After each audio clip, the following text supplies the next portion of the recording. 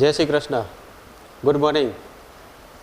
आज આપણે એસી એટલે કે અલ્ટરનેટિંગ કરંટમાં જ આગળ વધીએ।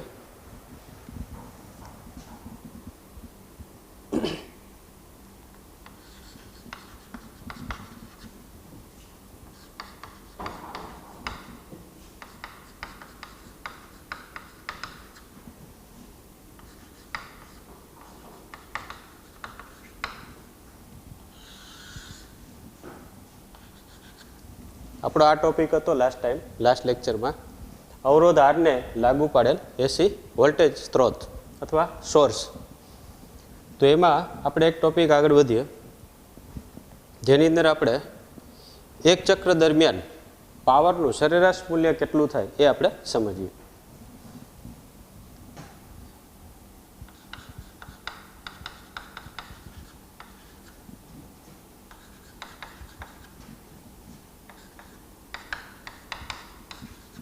તત્કાલીન પાવરને આપણે P = I² પ્રમાણે દર્શાવીએ છીએ।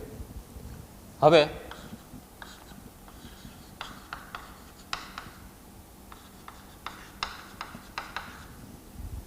એક ચક્ર દરમિયાન અથવા આને એમ પણ કહી શકાય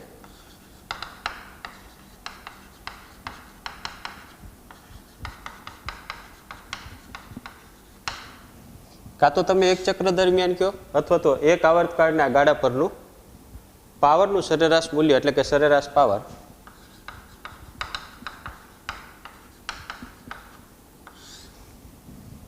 એક ચક્ર દરમિયાન જેને બીજું નામ શું આપી શકાય, એક આવર્તકાળના ગાળા પરનું સરેરાશ પાવરનું મૂલ્ય અથવા સરેરાશ પાવર। તો સરેરાશ પાવર નામ દર્શાવીએ P ની ઉપર 12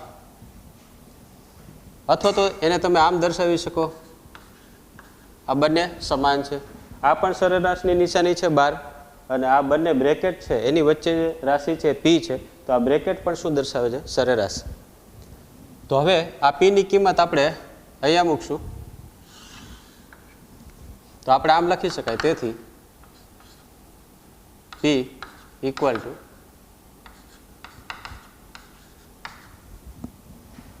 આ P ની કિંમત અહીંયા મૂકી તો આને પણ સરેરાશ આપણે પાવર કહીએ છીએ, તો I² R। I ની કિંમત તમે લાસ્ટ ટાઈમ આપણે કેલ્ક્યુલેટ કરેલી હતી, I ની કિંમત, તેથી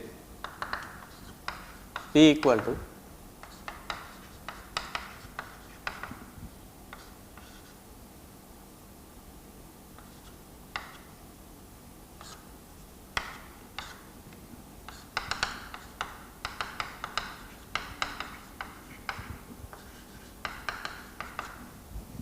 આ I ની કિંમત આપણે Im sin ωt મૂકીએ તો I² m sin² ωt × R।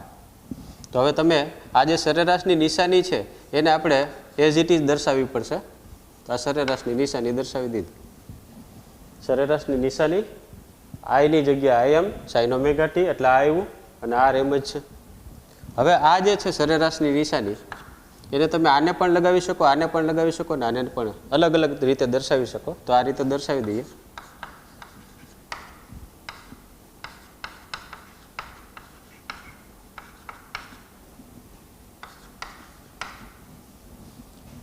હવે આ જે છે I² m, આ Im છે એ પ્રવાહનું કંપવિસ્તાર છે જે મૂલ્યમાં હોય છે, એટલે સરેરાશ જે છે એ સેમ જ મૂલ્ય રહેશે Im², અને R છે એ પણ મૂલ્ય છે। તમને ખ્યાલ છે કે આ સરેરાશની અંદર કોઈ પણ મૂલ્ય હોય એની કિંમત તે જ મૂલ્ય આવશે, એટલે I² m અને R એમ જ રહેશે। તો આની કિંમત કેટલી થાય આપણે શોધવાની રહી, તો એક આવર્તકાળના ગાળા પરનું sin² ωt ની મૂલ્ય કેટલું થશે એ આપણે અલગથી શોધી લઈએ।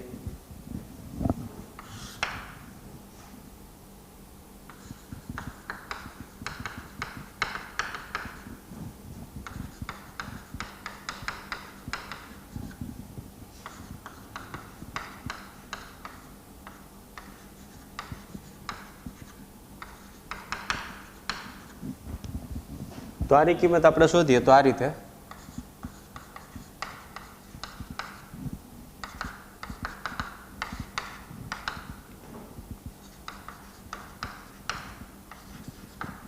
આ રીતે લખી શકાય આપણે। Equal to 1/t sine square omega ટીની જગ્યાએ તમે આમ લખી શકો 1 minus cos 2 omega T by 2 into dt. આ શા માટે? તો તમે મેથ્સની અંદર એક સમીકરણ આવે છે sine square theta equal to 1 minus cos 2 theta upon 2. એના પરથી આપણે થીટાની કિંમત અહીં ઓમેગા ટી છે તો ઓમેગા ટી મૂકી દીધી. સાદુરૂપ આપીએ, આ 2 આગળ લઈ લઈએ બ્રેકેટ, આ બંનેને આ પદ અને આ પદને ઇન્ટિગ્રેશન લગાવીએ, સંકલન કરીએ.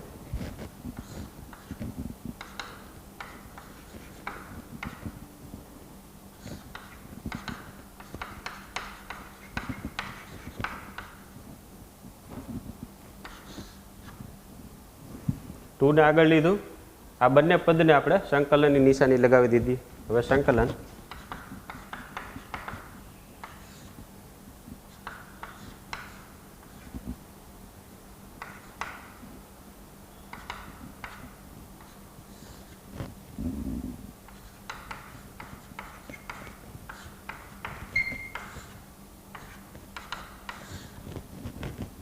આ રીતે તમે દર્શાવી શકો. આનું થશે ટી, આનું sine 2 omega T by 2 omega,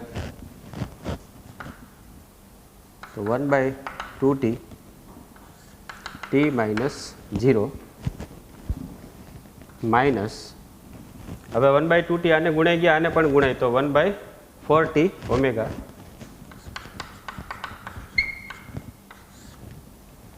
તો sine 2 into 2π/t into small t minus sine. અહીંયા તમે આ જે સ્મોલ ટી છે એને પહેલાં કેપિટલ ટી વડે દર્શાવવા માટે પહેલાં આને પણ અલગ અલગ આપણે લખીએ. તો આ રીતે 0 થી t શું કર્યું આપણે 2 ઓમેગા આની સાથે ગુણ્યા એટલે 4t omega sine 2 omega t, ઓમેગાની જગ્યાએ 2π/t સ્મોલ ટી એમનેમ રાખેલો 0 થી t લિમિટ એમનેમ રાખી, બ્રેકેટ છોડી દીધો. હવે આગળ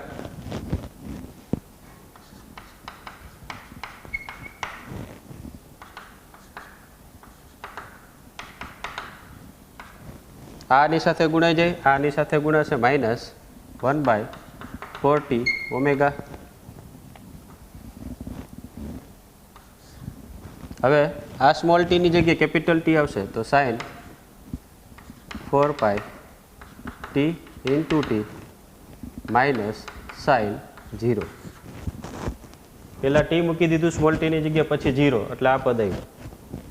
આ ટી ઉડી જશે તો સાઇન 4π ઇક્વલ ટુ 0 અને સાઇન 0 ઇક્વલ ટુ 0 એટલે 0 માઇનસ 0 એટલે આખું પદ કેવું થઈ ગયું 0.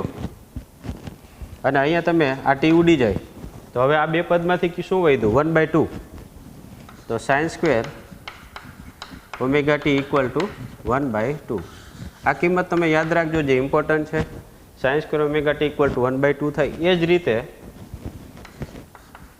Cos square omega t equal two પણ 1/2 થશે. આ પણ તમારે યાદ રાખવાનું છે.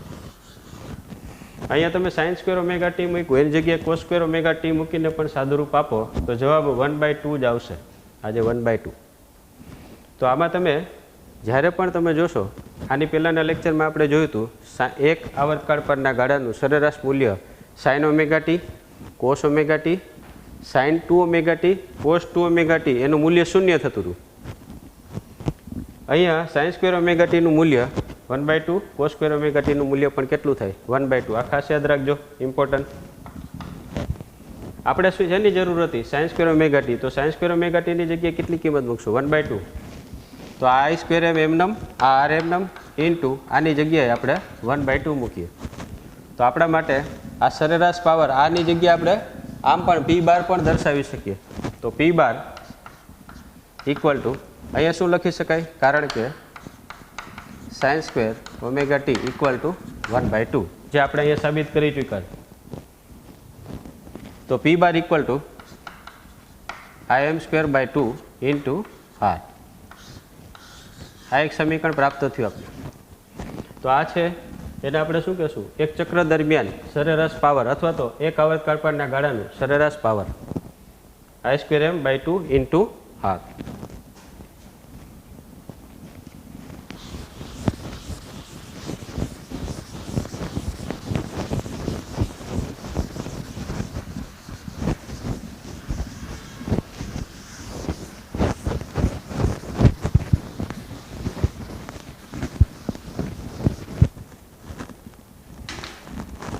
તો આ કિંમત મળી આપને.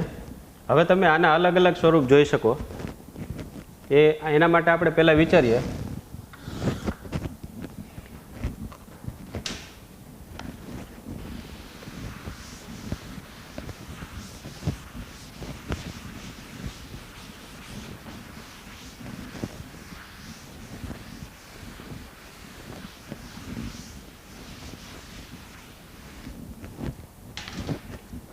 હવે આપણે એમ કીધું કે એક આવર્તકાળ પરના ગાળાનું પ્રવાહનું મૂલ્ય કેવું હોય?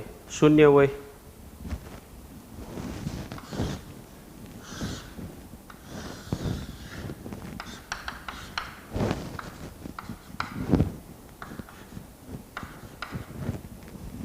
એક આવર્તકાળ એટલે આ એક આવર્તકાળ એના પરનું પ્રવાહનું સરેરાશ મૂલ્ય લઈએ તો કેવું થાય? શૂન્ય. લાસ્ટ લેક્ચરમાં આપણે સમજ્યા હતા જેટલા ધન છે એટલા જ ઋણ છે એનું સરેરાશ શૂન્ય થાય. તો એનો મતલબ એવો થયો કે આપણે જે પણ પાવર સપ્લાય જોઈએ છે, જે આપણે ઘરની અંદર પાવર સપ્લાય આવે છે એની અંદર જો પ્રવાહનું મૂલ્ય આપણે ચેક કરીએ મીટર દ્વારા, મલ્ટીમીટર દ્વારા, તો એનું સરેરાશ મૂલ્ય કેવું હોય? શૂન્ય. તો આ મીટર વડે આપણે સરેરાશ મૂલ્ય શોધી નથી શકતા, અથવા તો શૂન્ય મળે છે. તો પ્રવાહનું કયું મૂલ્ય આપણે જે મીટર વડે જોઈ શકાય? તો કે પ્રવાહનું આપણે એક આવર્તકાળનું મૂલ્ય શૂન્ય મળતું હોય તો મીટરની અંદર બતાવે નહીં, અને એને જોવા માટે પ્રવાહનું આરએમએસ મૂલ્ય લઈએ છીએ.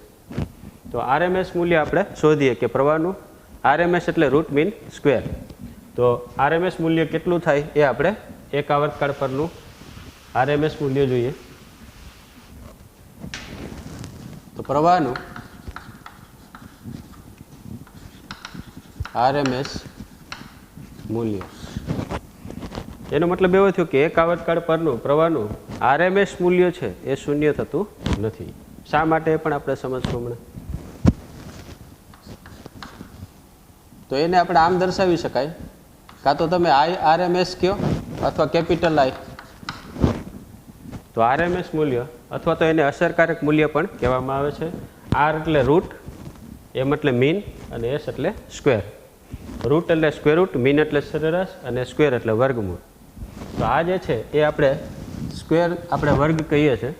તો રૂટ મીન સ્ક્વેરને કેવી રીતે લખી શકાય એ આપણે સમજીએ. તો આઈઆરએમએસ ઇક્વલ ટુ આઈ પણ લખાય. આ એની સંજ્ઞા છે કેપિટલ આઈ. તો કેપિટલ આઈ ઇક્વલ ટુ આ રીતે દર્શાવી શકાય, રૂટ મીન અને સ્ક્વેર. તો આ જે છે મીન છે અને આ એનો સ્ક્વેર છે અને આ સ્ક્વેર રૂટ છે. તો આ જે સરેરાશની નીચાની આ જે છે ઉપર 12 દર્શાવીએ છીએ, અથવા તો તમે આમ દર્શાવી દો, સ્ક્વેર રૂટ રૂટ મીન એટલે આ સરેરાશની નિશાની અને આઈ સ્ક્વેર આમ લખી શકો. આ બંને સમાન છે. કાં તો તમે 12ની નિશાની દર્શાવો ઉપર, અથવા તો આ બંને બ્રેકેટની અંદર તમે સરેરાશ લખી શકો. તો રૂટ મીન સ્ક્વેર એ મૂલ્ય કેટલું થાય આપણે સમજીએ. આને સરળતાથી યાદ રાખવા માટે રૂટ એટલે શું? તો કે સ્ક્વેર રૂટ. મીન એટલે શું? તો કે આ મીન એટલે સરેરાશની નિશાની, અને સ્ક્વેર એટલે શું? તો કે આઈનો સ્ક્વેર એટલે કે વર્ગ. તો રૂટ મીન સ્ક્વેર.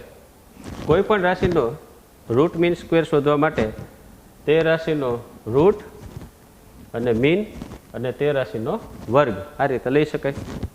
તો આઈ એટલે કે આપણે આઈઆરએમએસ કહીએ છીએ.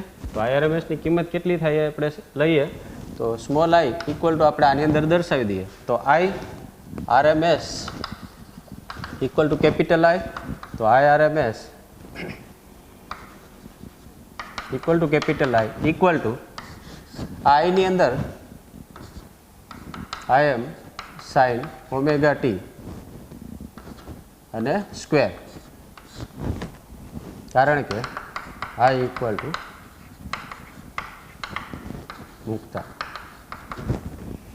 અહીંયા આઈની કિંમત આપણે I M sine omega T મૂકી દીધી. તો I square M sine square omega T.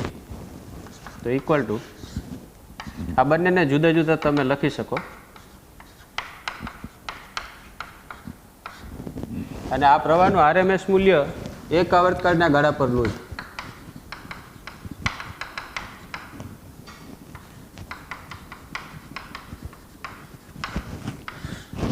સરેરાશ મૂલ્ય શૂન્ય થતું હતું, પરંતુ આરએમએસ મૂલ્ય કેટલું થાય આપણે સમજીએ. એ શૂન્ય થશે નહીં. શા માટે નહીં થાય એ આપણે સમજીએ. ફોર એક્ઝામ્પલ,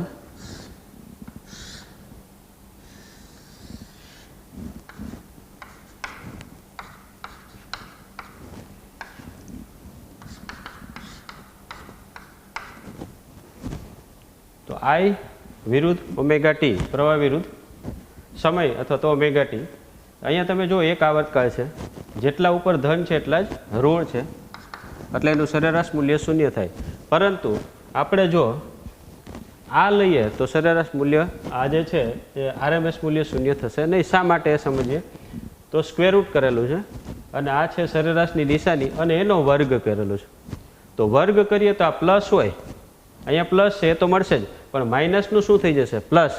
એટલે આપણે આરએમએસ મૂલ્ય મળશે જ્યારે સરેરાશ મૂલ્ય મળતું નહોતું. તો આરએમએસ મૂલ્ય શા માટે મળે? પાછું એક વખત, અહીંયા આઈનો વર્ગ થાય છે. જો અહીંયા પ્લસ છે, અહીંયા માઇનસ છે, વર્ગ કરીએ તો માઇનસનું શું થઈ જાય? પ્લસ. એટલે આપણે પ્રવાહનું આરએમએસ મૂલ્ય મળે છે. તો એ કેટલું મળે એ આપણે હવે સમજીએ. હવે તમને ખબર છે આ મૂલ્ય સરેરાશની નિશાનીમાં છે એટલે મૂલ્ય તરીકે જ હોય. અને એ પણ તમને ખબર છે કે એક આવર્તકાળ માટે હમણાં જ આપણે તારવેલું હતું, sign square omega t equal to 1/2 થતું હતું. તો ઇન્ટુ 1/2.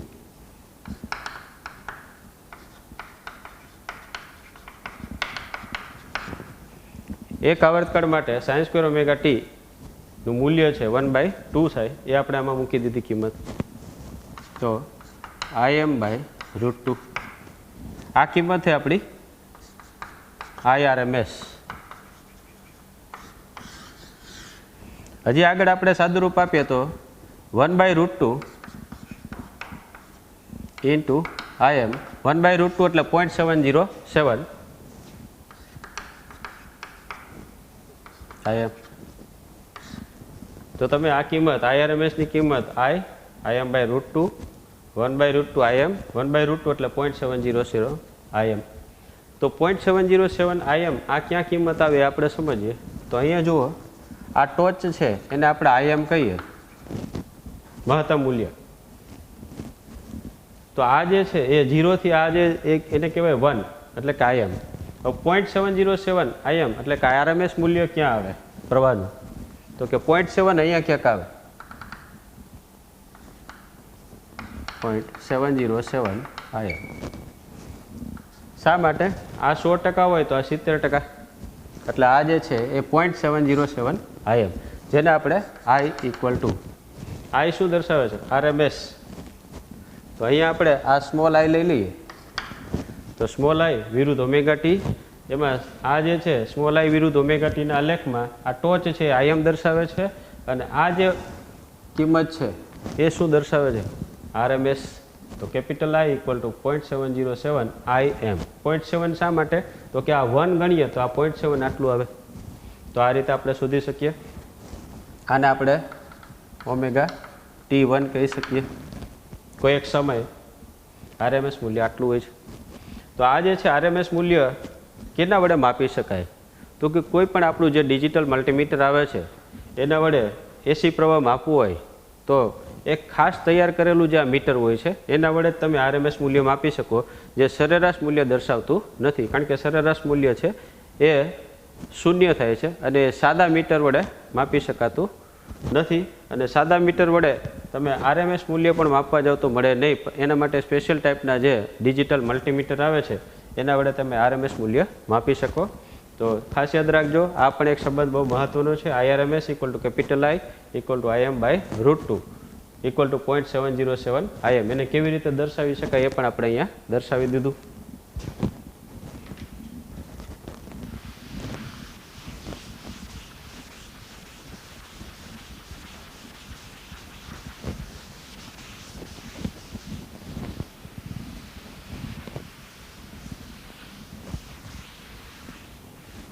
જે રીતે પણ આપણે આમ દર્શાવ્યું I equal to IRMS equal to Im/√2. એવી જ રીતે વોલ્ટેજ માટે પણ VRMS લખી શકીએ. તો V equal to VRMS equal to VM/√2 આમ લખી શકાય. તો આ યાદ રાખજો કે V equal to VRMS equal to VM/√2, જ્યાં આ છે મહત્તમ વોલ્ટેજ છે, જેને પીક વોલ્ટેજ પણ કહેવામાં આવે છે. આ મહત્તમ પ્રવાહ છે, જેને પીક પ્રવાહ પણ કહેવામાં આવે છે. તો આ જે છે એ બંને સમીકરણમાં આપણે લાસ્ટ ટાઈમ હમણાં મેળવેલું હતું કે સરેરાશ પાવર એક આવર્તકાળના ગાળા પરનું અથવા તો એક ચક્ર દરમિયાન સરેરાશ પાવર પીની કિંમત હમણાં જોઈ હતી I²m/2 ઇન્ટુ R. હવે તમે જોઈ શકો આ સમીકરણમાં I ઇક્વલ ટુ Im/√2 છે. હવે આનો સ્ક્વેર કરો બંને બાજુ તો I² ઇક્વલ ટુ Im²/2 થાય. તો Im² 2I².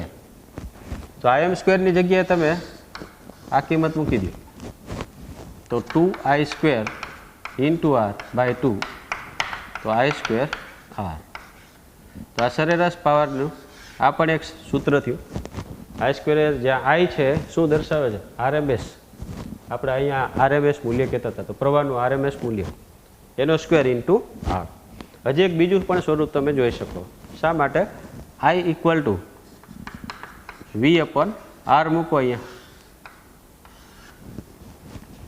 તો અહીંયા V²/R થશે. તો V²/R. શા માટે? V² ના છેદમાં R², R એક ઉડી જાય, V²/R. એ જ રીતે તમે P equal to V into I થાય. તો આ ત્રણ સમીકરણ તમે જોઈ શકો. P ઇક્વલ ટુ આ જે સરેરાશની નિશાની I²R, V²/R, V into I. આ કેના જેવા સમીકરણ છે? તો કે DC પરિપથમાં જે આપણે સંબંધો મળે છે એ ટાઈપના સમીકરણ છે, જે આપણે અત્યારે AC માટે શોધેલા છે. તો અલગ અલગ સ્વરૂપ તમને પાવરના, સરેરાશ પાવરના, ખરેખર એક આવર્તકાળ પરનું સરેરાશ પાવરનું મૂલ્ય એટલે કે વાસ્તવિક પાવર પણ કહેવાય છે.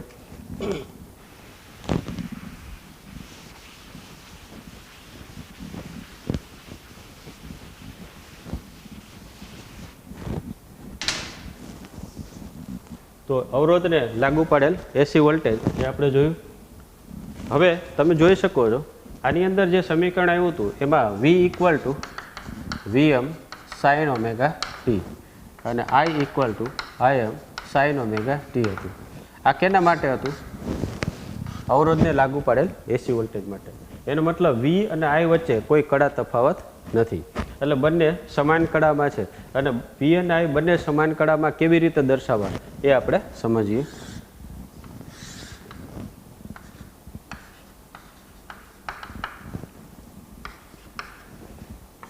આ કેનો આલેખ છે?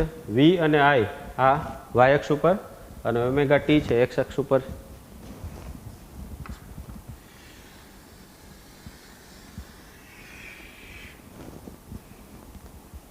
આ જે આલેખ છે એ V નો છે વોલ્ટેજ.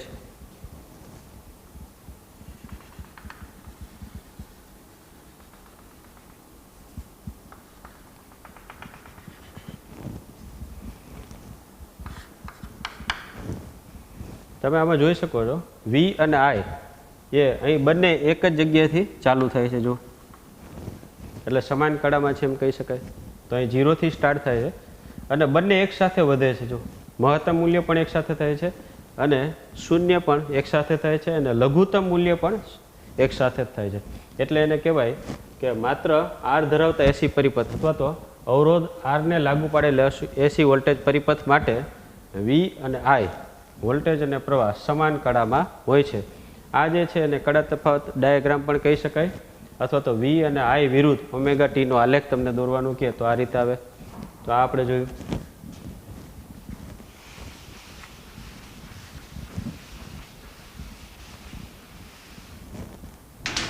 હવે આપણે ફેઝર એટલે શું, ફેઝરની રીત જોઈએ.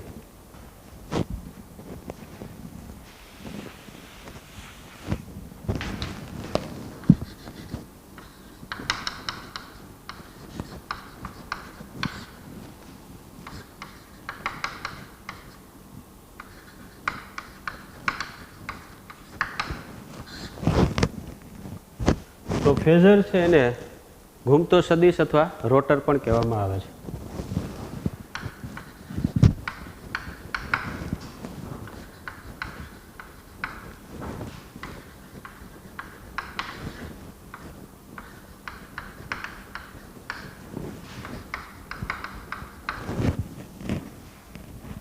તો ફેઝરની રીત એની અંદર ફેઝર એટલે શું? ફેઝરના બીજા બે નામ ઘૂમતો સદિશ અને રોટર. તો ફેઝરની રીતનો ઉપયોગ ક્યાં થાય એ આપણે સમજીએ. તો ફેઝરની રીતનો ઉપયોગ એસી પરિપથમાં એસી વોલ્ટેજ અને પ્રવાહ વચ્ચે કડા સંબંધને આપણે દર્શાવી શકીએ છીએ, જેમાં ફેઝરની રીતનો ઉપયોગ થાય છે. એસી પરિપથની અંદર વોલ્ટેજ અને પ્રવાહને વચ્ચેનો જે કડા સંબંધ દર્શાવવા માટે આ ફેઝરની રીતનો ઉપયોગ થાય છે એમ પણ કહી શકાય. તો ફેઝરની રીતનો ઉપયોગ, હવે ફેઝર એટલે શું એ આપણે સમજીએ. તો એસી પ્રવાહ કે વોલ્ટેજને દર્શાવવા માટે ફેઝરનો ઉપયોગ થાય છે. કેવી રીતે દર્શાવી શકાય એ આપણે સમજીએ.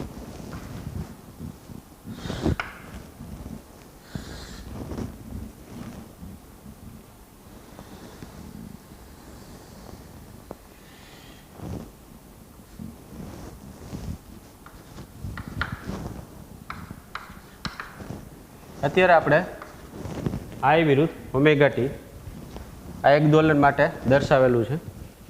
એક આવર્તકાળ પણ કહી શકાય.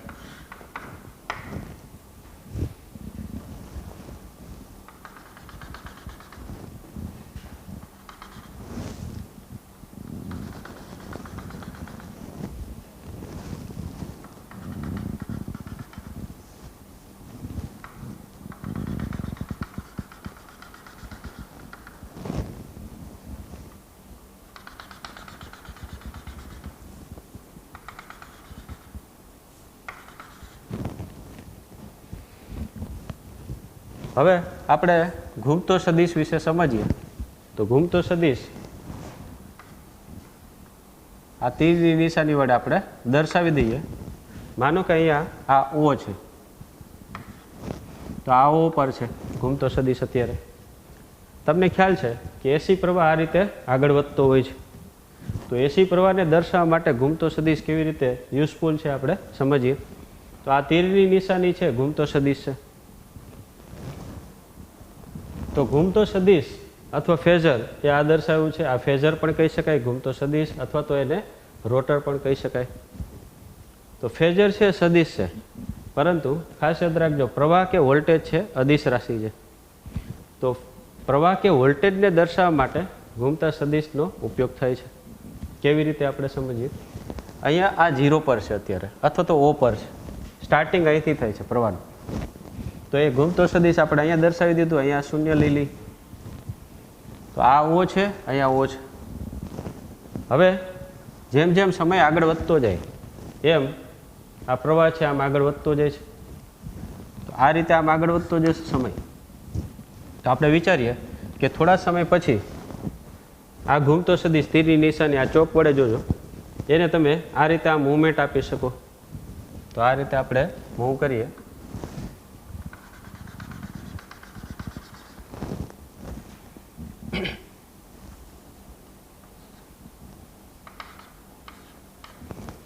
આ ઘૂમતો સદિશ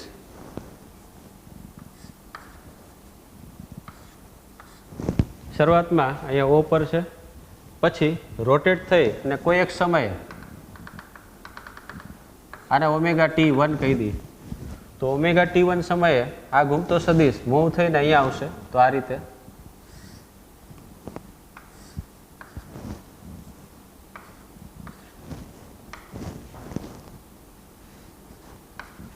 ઓમેગા T1 અહીંથી જેમ જેમ આગળ વધીએ થોડા સમય પછી એ કોઈ એક સમય T1 લઈ લીધો તો એને ઓમેગા T1 કહી દઈએ. તો અહીંયા છે, તો આપણે આને હું એ બિંદુ આપું, તો આ એ બિંદુને આપણે અહીંયા દર્શાવી શકીએ. તો આ એ ધીમે ધીમે આગળ જઈ અને અહીંયા આવશે. તો કંઈક બીજો સમય હશે. તો આ જે છે એને હું બી બિંદુ આપું ના. તો અહીંયા ઘૂમતો સદિશ આ રીતે રોટેટ થશે. આ બી જેમ જેમ પ્રવાહ આગળ વધતો જશે અહીંથી અહીંયા આવશે. તો આ સી છે. તો આ અહીંથી આમ રોટેટ થઈ આમ આવ્યો, અહીંથી આ આપણે વિચારીએ કે આગળ લઈએ તો આ સી, અહીંયા સી આવી ગયો. હવે આગળ લઈએ તો અહીંયા આવે છે, આને હું ડી કહી દઉં, સી થી ડી. તો આ ઘૂમતો સદિશ અહીંથી આમ આવશે. પછી ડી પછી અહીંયા પણ આ રીતે આપણે વિચારીએ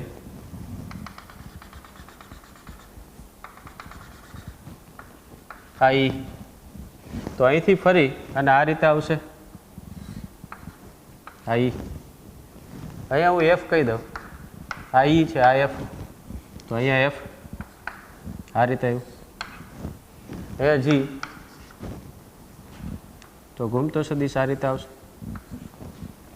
આ જી.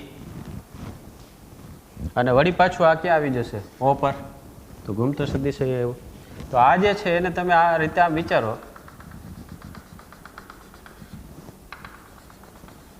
તો ચેક કરતા જાઓ. જ્યારે 0 પર હતું ત્યારે આપણે અહીંયા 0 કહી શકાય, અથવા તો આને ઓ કયો તો આ ઓ છે.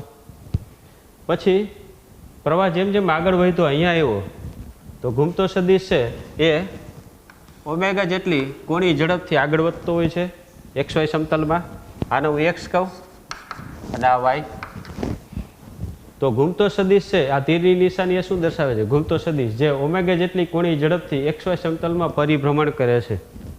તો પરિભ્રમણ કરતાં કરતાં આગળ વધે છે. જ્યારે આ પ્રવાહ એ પર આવે છે ત્યારે ઘૂમતો સદિશ અહીંયા આવ્યો. પ્રવાહ જ્યારે આગળ વધતો જાય સમય સાથે અહીં બી પર આવે છે, તો ઘૂમતો સદિશ આ એન્ટી ક્લોકવાઇઝમાં મૂવમેન્ટ કરે છે. જો વિષમ ઘડી દિશામાં ઓમેગા જેટલી કોણી ઝડપથી પરિભ્રમણ કરે છે. આ પરિભ્રમણ કરતો હોવાથી એનું નામ છે રોટર છે. ઘૂમતો સદિશ એ પણ શું ઇન્ડિકેટ કરે છે? સ્થિર નથી, પરંતુ XY સમતલમાં પરિભ્રમણ કરતો હોય છે. તો તમે ચેક કરતા જાઓ, અહીંયા ઓ છે તો ઓ છે, એ તો એ, બી તો બી. એ તમે કહી શકો અહીંયા આ જે છે π/2 છે. તો અહીંયા પણ કેટલું થયું? આ 0 થાય, માનો કે આ 0 લઈ લ્યો, તો આ શું થાય? π/2. બી આગળ π/2. અહીંયા ચેક કરો આ ડી આગળ, તો આ ડી આગળ શું થાય? તો કે આને આપણે આ π/2, તો આ પાઈ કહી શકાય. તો અહીંયા પણ આ શું થાય? તો કે આ પાઈ થાય. પછી આગળ વધીને અહીંયા આવે એફ પર, તો અહીંયા તમે કેટલું લખો? તો કે 3π/2. અહીંયા કેટલું થાય? 3π/2. અને અહીંયા કેટલું આવે ફરીને? 2π. આ કેટલું થાય? 2π. આ 0 હતું, તો 0, 90, અથવા તો 0, π/2, π, 3π/2 અને 2π. એ જ રીતે 0, આને 0 તરીકે લઈ લી, π/2, π, 3π/2 અને 2π. તો આખે આખું સર્કલ અહીંથી જ્યારે આમ પ્રવાહ વધશે આગળ, તો ઘૂમતો સદિશ છે આ રીતે મૂવમેન્ટ કરશે એન્ટી ક્લોકવાઇઝમાં. તો આ ઘૂમતો સદિશ શું દર્શાવે છે? તો કે આ પ્રવાહ કેવી રીતે આગળ વધે છે સમય સાથે એનું નિર્દેશન કરે છે, નિરૂપણ કરે છે, દર્શાવે છે. એવી જ રીતે તમે વી વિરુદ્ધ ઓમેગા ટીનો આલેખ લઈ શકો. એમાં પણ તમે ઘૂમતો સદિશ આ રીતે દર્શાવી શકાય. તો આ છે ઘૂમતો સદિશ. ઘૂમતા સદિશને લીધે આપણે તમે ચેક કરો, એક આપણે લઈએ તો આ ઘૂમતો સદિશ અહીંયા હતો પહેલાં શરૂઆતમાં, જ્યારે પ્રવાહ અહીંયા 0 પર હતું. અહીંથી જ્યારે આમ આવે છે ત્યારે ઓમેગા T1 જેટલો ખૂણો બનાવે છે. તો ઓમેગા T1 જેટલો કોણ અથવા ખૂણો એક સમતલ એક અક્ષ સાથે બનાવે છે. તો આ જે છે એ ઘૂમતો સદિશ છે, એનું આપણે મહત્તમ મૂલ્ય અથવા એનો કંપ વિસ્તાર આપણે આયમ લઈ લઈએ. આ ઘૂમતો સદિશ છે એ એનું મહત્તમ કંપ વિસ્તાર અથવા તો મહત્તમ પ્રવાહનું મૂલ્ય આયમ લઈ લઈએ, તો અહીંથી જ્યારે આમ આવશે તો એ અહીંયા આયમ થશે. તો આના 2 ઘટક પડશે. જ્યારે અહીંથી મૂવ કરીને અહીંયા આવશે તો આના 2 ઘટક પડશે, એક સમક્ષિતિજ ઘટક અને એક શિરોલંબ ઘટક. સમક્ષિતિજ ઘટક કયો કહેવાય? તો આના સમક્ષિતિજ ઘટક આયમ કોસ ઓમેગા T1, આ સમક્ષિતિજ ઘટક. શિરોલંબ ઘટક અહીંયા આવશે, જે થશે આયમ સાઇન ઓમેગા T1. તો જ્યારે આ ઘૂમતો સદિશ ઓમેગા T1 જેટલો ખૂણો બનાવે કોઈ એક સમયે, કયા સમયે? ઓમેગા T1 સમય, ત્યારે એના 2 ઘટક પડે છે, આયમ કોસ ઓમેગા T અને આયમ સાઇન ઓમેગા T. આ બંને ઘટક છે ને હાર્મોનિક વિધેય પણ કહેવામાં આવે છે. હવે માનો કે આ મૂવ કરીને અહીંયા આવે, ફોર એક્ઝામ્પલ ઘૂમતો સદિશ અહીંયા આવે છે, તો આ ઘૂમતો સદિશ તો એ સમયે આ ખૂણો કેટલો બનશે તો કે ઓમેગા ટી 2. પહેલાં કેટલો હતો ઓમેગા ટી 1. હવે કેટલો ખૂણો થયો ઓમેગા ટી 2. તો એનો આના પણ બે ઘટક પડશે. ક્યાં ક્યાં તો કે I M cos omega t 2, I M sine omega t 2. તો આનો બીજો ઘટક આપણે લખીએ તો I M sine cos omega t 2 plus I M sine omega t 2.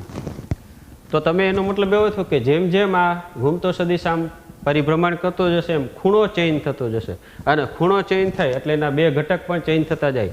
આ છે સમક્ષિતિજ ઘટક છે, આ શિરોલંબ ઘટક.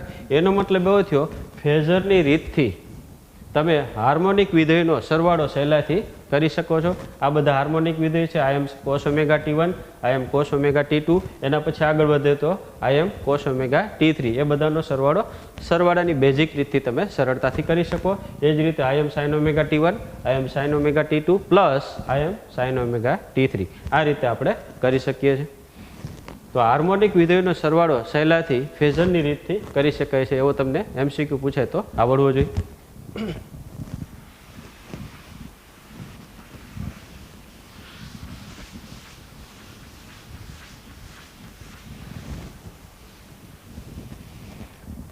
તો અહીં સુધી આપણે રાખશું. હવે નેક્સ્ટ લેક્ચરમાં આગળ બીજા ટોપિક પર જોઈશું. Thank you very much.